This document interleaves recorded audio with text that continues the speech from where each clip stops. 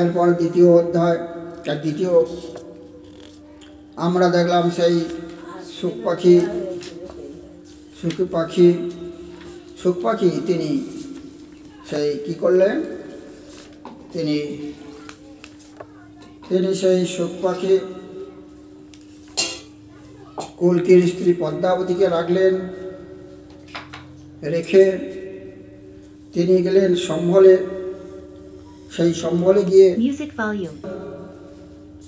সম্বলে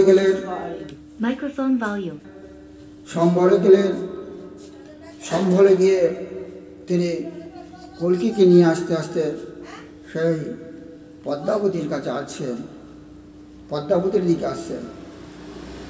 তিনি যখন পদ্মাবতীর দিকে এলেন তখন তিনি দেখলেন সেই কল্কিকে, তিনি দেখলেন যে কল্কি তো বিদ্বান, তিনি পরশুরামের কাছে থেকে বেদ বেদাঙ্গ বেদান্ত উপনিষদ পাঠ করেছে, আর আমি পাঠ করেছি, আমাকে আশীর্বাদ দিয়েছে মহাদেব, যার ফলে আমি আজ আশীর্বাদ প্রাপ্ত এবং বেদজ্ঞ উপনিষদজ্ঞ বেদান্তজ্ঞ এইরকমভাবে সব। এরপর তিনি সেই বেদান্তর উপনিষদের কথা চিন্তা করতে লাগলেন। প্রথম যে সহজ উপনিষদ সেটার নাম হলো ঈশাপনিষদ, ঈশ্বরের উপরে উপনিষদ। এই ঈশাপনিষদ শুক্ল যজুর্বেদ। আমরা সাধারণত বেদ 4 রকম, ঋগ্বেদ, সামবেদ, যজুর্বেদ এবং অথর্ববেদ।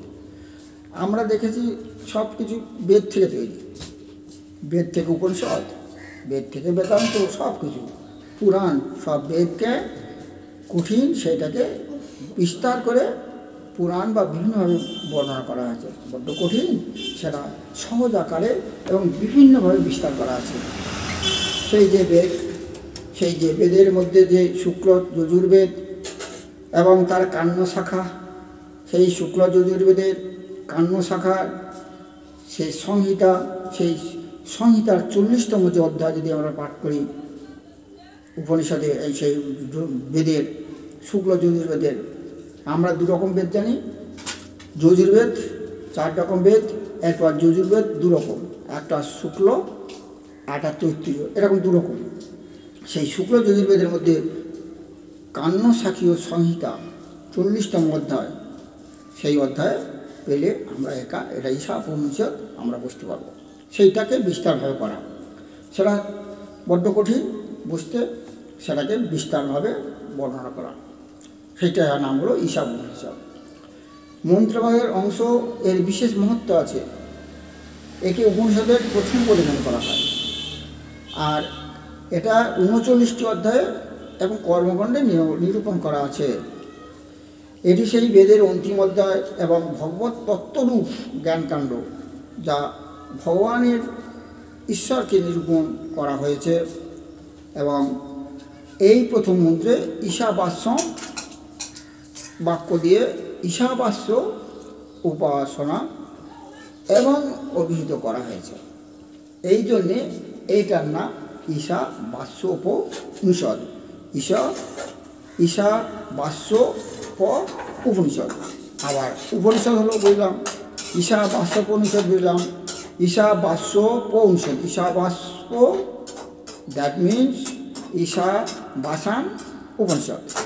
ঈশাবাসান মানে ঈশাবাস্য, অর্থাৎ ঈশ্বর সম্পর্কীয় মন্ত্র, ঈশ্বর সম্পর্কে বোঝার জন্যে যে উপনিষদ, সেইটা হলো ঈশাবাস্য উপনিষদ। আমি এখন আস্তে আস্তে সেই দিকে যাচ্ছি। পূর্ণমদঃ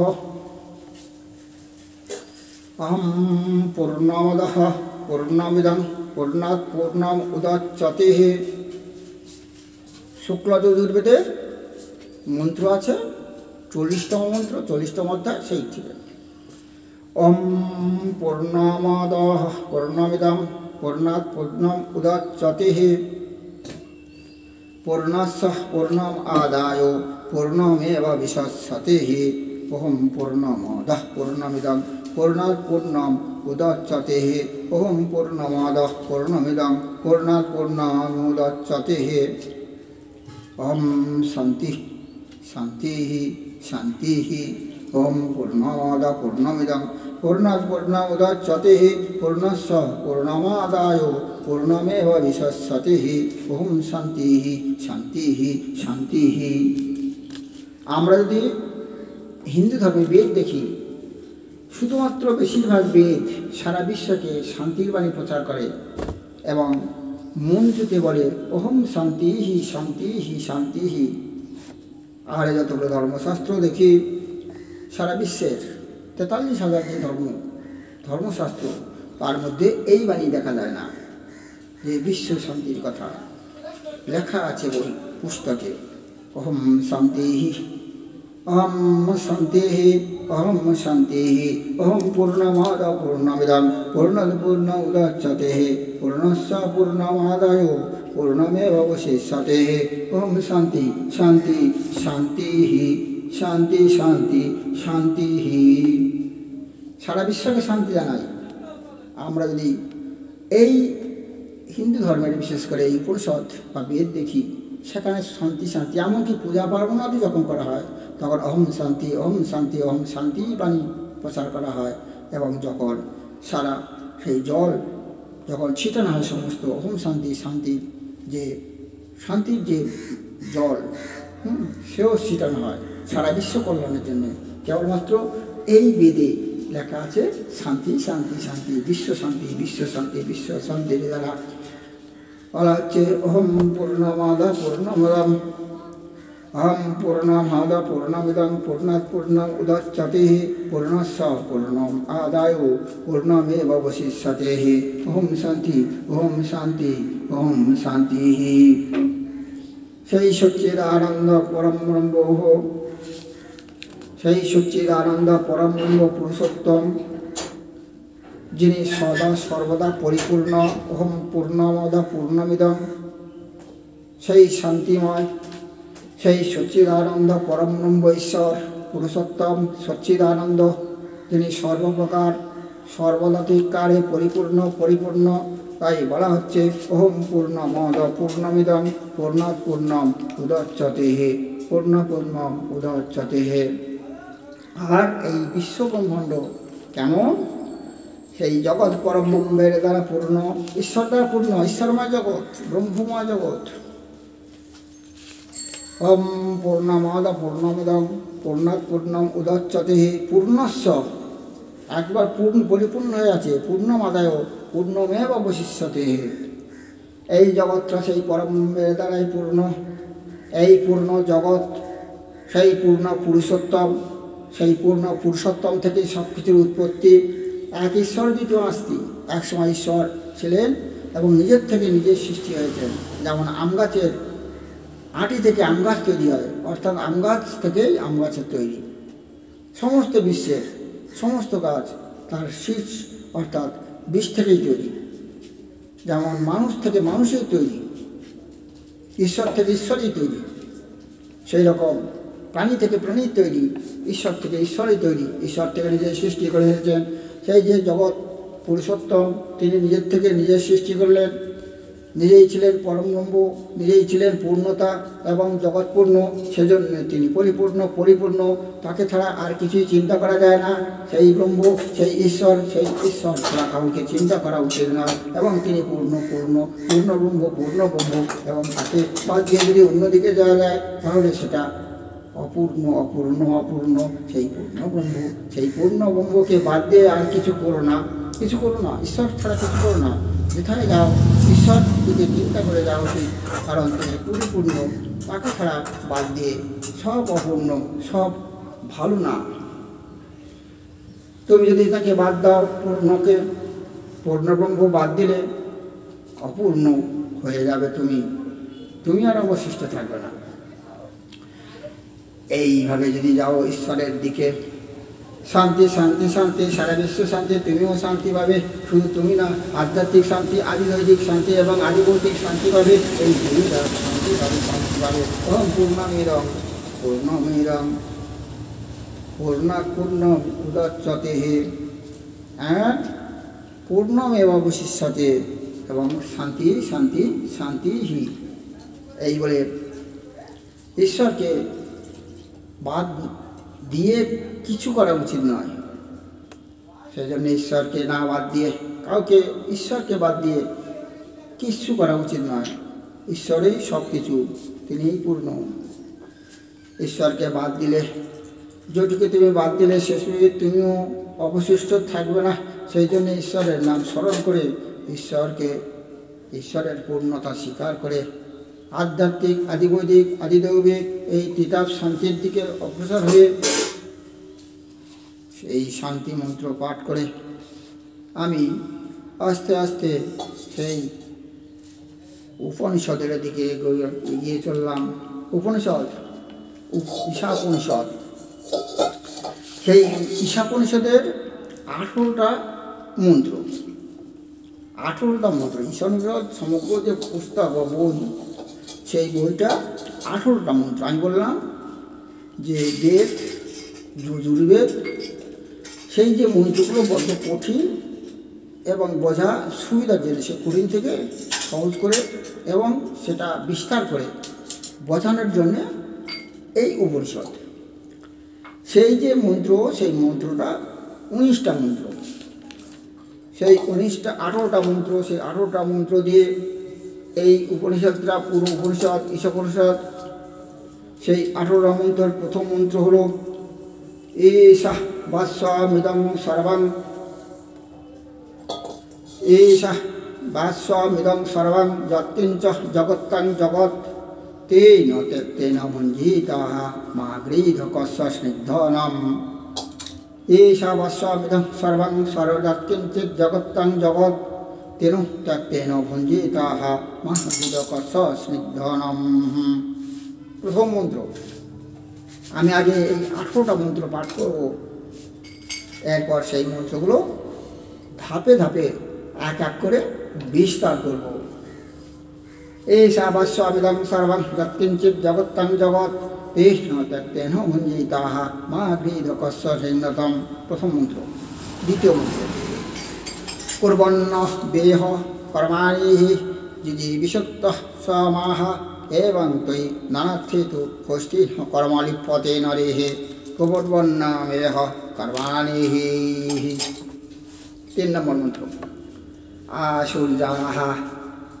আসুরিজাः নমোতে লোকাः অন্ধেন তমসাः আবৃতাः তাস্তেঃ প্রত্যাভিগচ্ছন্তি যে কে চত্তহংগনাः আসুরিজা নামোতে লোকাः।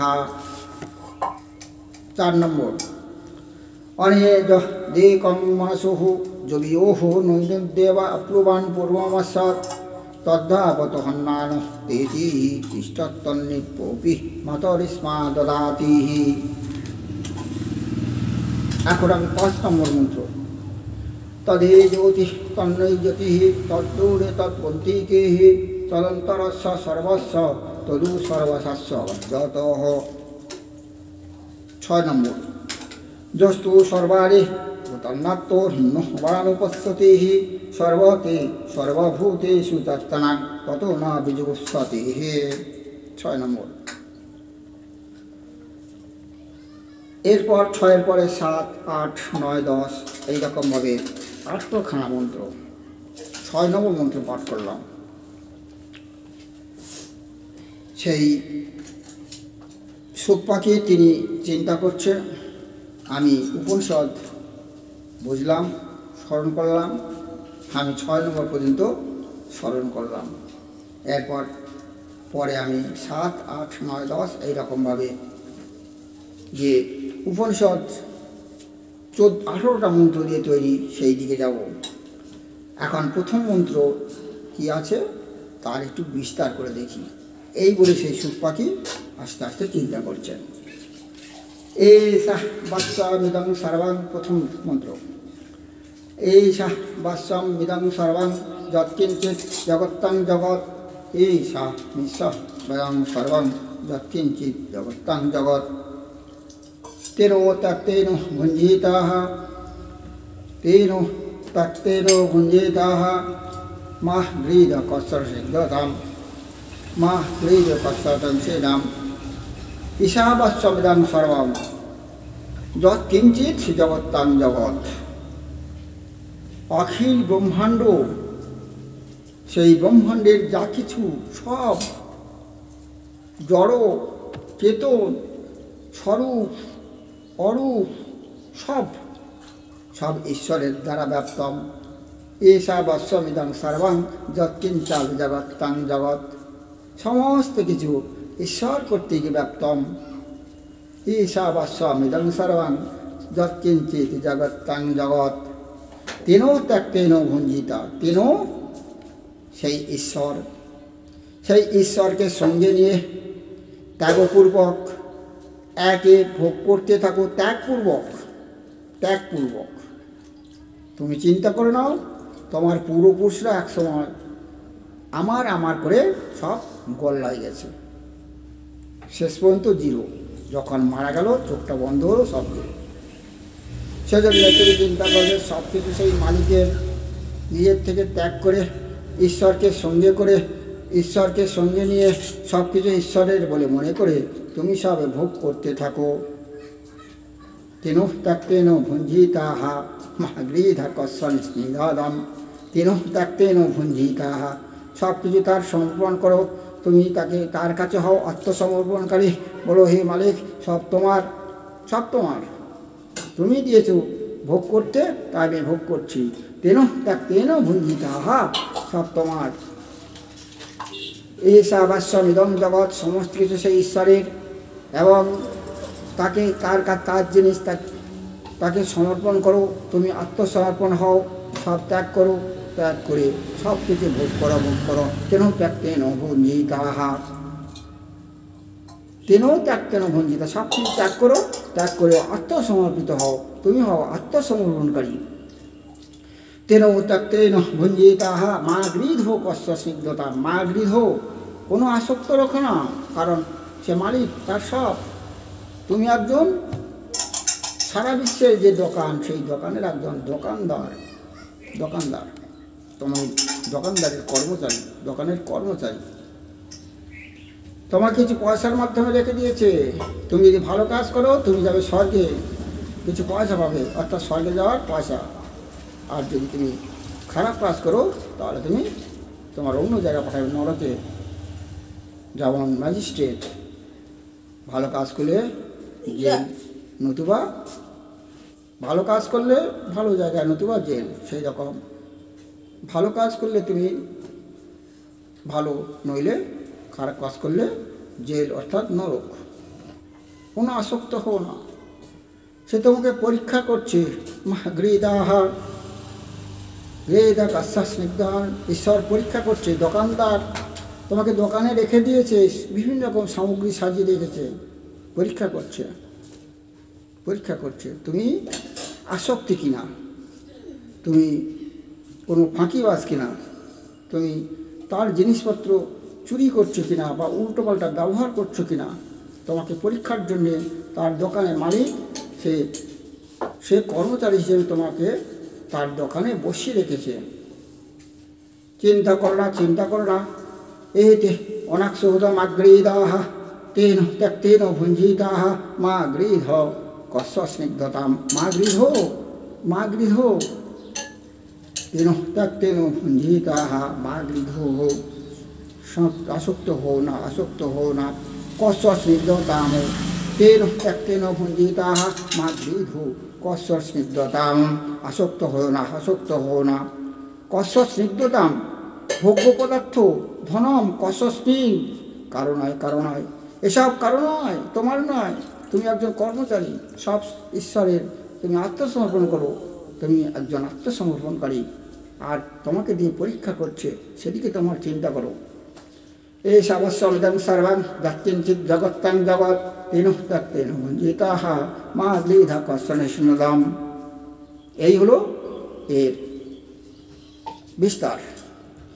এবং যদি এটাকে আরও বিস্তার করি তাহলে মনে করতে হবে, মনুষ্যগণের প্রতি যদি ব্যাখ্যা করা যায়, সেটা ব্যাখ্যা আছে দুরকম ভাগ। এরপর সেটা ব্যাখ্যা, যেটা আরও সহজভাবে বোঝানোর জন্যে উপনিষদে ব্যাখ্যা করে গেছেন। ঈশাহ বিশ্বম ভাষ্যমিদং সর্বং যৎকিঞ্চিৎ জগত্তাং জগৎ তেন ত্যক্তেন ভুঞ্জিতা মাগৃহীত কস্য স্নিগ্ধতাম। মনুষ্যগণ, হে মনুষ্যগণ, মনুষ্যগণ তোমরা তোমরা হে মনুষ্যগণ, মনুষ্যগণ তোমরা একজন কর্মচারী। মনুষ্যগণ, সেই ঈশ্বর হলো মালিক, তোমরা কর্মচারী, তোমাদের কিছু নেই। অখিলে বিশ্ব ব্রহ্মাণ্ডে যা কিছু আছে চরাচরাত্মক, তার একমাত্র স্বামী হলো সেই ঈশ্বর মালিক। তুমি চোখটা বন্ধ করো এবং কান দিয়ে শুনতে পাও, শোনো। যে শব্দ শুনছ সেটা তোমারও নয়। সেই ঈশ্বর হলো সর্বাধার, সর্বনিয়ন্তা, সর্ব অধিপতি, সর্বশক্তিমান, সর্বজ্ঞ, সর্বকল্যাণ, সর্বগুণ, পরমেশ্বর। তিনি সব জায়গায় ব্যাপ্ত ব্যাপ্ত ব্যাপ্ত, সদা পরিব্যাপ্ত এবং তিনি সদা পরিপূর্ণ পরিপূর্ণ। তাই তুমি খারাপ চিন্তা করো না। তোমাকে পরীক্ষা করছে, তুমি পরীক্ষায় উত্তীর্ণ হও, উত্তীর্ণ হও। উত্তীর্ণ হলে তুমি ভালো ভালো কর্মচারীরা ভালো কাজ করলে ভালো টাকা পায়, তুমি ভালো পাবে, স্বর্গে বা বিভিন্ন জায়গায় যেতে পারবে। সেই ঈশ্বরের শরণাপন্ন হও।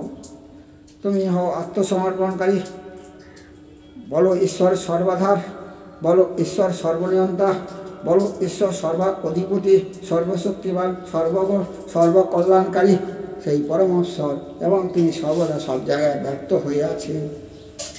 আর এই জগতে কোনো কিছু তার থেকে বিচ্ছিন্ন না, সব তার, সব কিছুর মালিক সে। এরপর তুমি যদি গীতা চলে যাও, গীতায় 9 নম্বর অধ্যায়ের 4 নম্বর শ্লোকে তুমি দেখবে সেখানেও লেখা আছে সব কিছু তার, তিনি সর্বনিয়ন্তা, সর্বাধিপতি, সর্বশক্তিমান, সর্বজ্ঞ, যে গীতা শ্রেষ্ঠ। এরপর তুমি গীতার যদি 10ম অধ্যায়ে যাও, 39 নম্বর শ্লোকে যাও, 42 নম্বর শ্লোকে যাও, তিনি দেখবে সেখানেও লেখা আছে জগতের যা কিছু আছে সব কিছু ঈশ্বরের, ঈশ্বরের সব, তোমার বলে কিছু নেই। তোমার পূর্বপুরুষদের আমার করে কোথায় তারা?